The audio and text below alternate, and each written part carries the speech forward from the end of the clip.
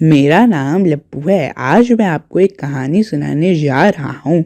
इस कहानी का नाम है निर्धन ब्राह्मण का स्वप्न। किसी समय एक गांव में स्वभावकृपण नामक ब्राह्मण रहता था। वह इस दुनिया में बिल्कुल अकेला था। उसका कोई सगा संबंधी व मित्र नहीं था। वह भिक्षा मांगकर अपना जीवन निर्वाह किया करता था। भिक्षा में उसे जो कुछ भी नादी मिलता उसे वह मिट्टी के एक बर्तन में बांधकर बिस्तर के पास पैरों की ओर लटका देता। जब भी उसे भूख सताती तो वह बर्तन में से निकालकर खा लेता। बंधे बंधाए ढेरे पर चल रही थी उसकी जीवन की गाड़ी। दिन भर भिक्षा मांगते हुए बेहद थक जाता और बिस्तर पर पड़ते ही उसे नींद आ जाती थी। एक रात दिन भर का थका मांदा ब्राह्मण जैसे ही बिस्तर पर लेटा कि उसे गहरी नींद आ गई। तभी नींद में उसने स्वप्न में देखा, अब वह निर्धन नहीं रहा। उसके शरीर पर सुंदर आभूषण लदे हैं। उसने सुंदर वस्त्र पहन रखे हैं।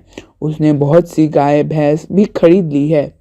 कुछ समय बाद उन गाय भैंसों के बच्चे भी हो गए। वे बच्चे जल्दी ही बड़े होकर मजबूत बैल व गाय बन गए। चारों ओर घर में उपयोगी पशुओं के रेल पेल हो गई।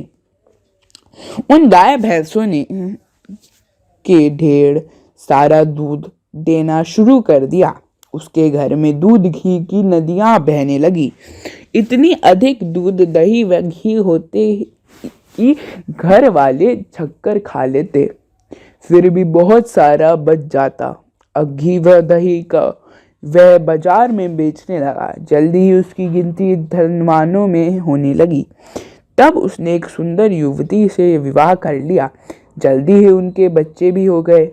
बच्चे दिन भर शोर मचाते धामा चौकड़ी करते रहते।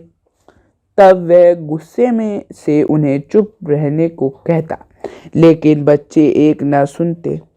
तब वह छड़ी उठाकर उनके पीछे भागता। गहरी नींद में यह स्वप्न देखते ब्राह्मण ने तेजी से पैर चलाने शुरू कर दिए।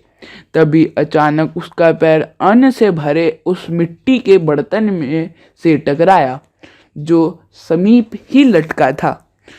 ठोकर लगने से बर्तन गिरकर टूट गया और सारा अन्न जमीन पर बिखर गया। ब्राह्मण की नींद उचट गई थी। उसने पाया कि वह तो बिस्तर पर पड़ा है। आसपास बिखरा अन्न भी अब खाने लायक नहीं बचा और उस अन्न की तरह ही बिखर गया था उसका सपना। सीख, हवा में किले बनाना मूर्खता के सिवा और कुछ नहीं। अगर आपको इस पुस्तक का लिंक चाहिए या कोई अन्य पुस्तक चाहिए तो मैं आपको इनका लिंक डिस्क्रिप्शन बॉक्स में दे दूंगा। तब तक के लिए धन्यवाद।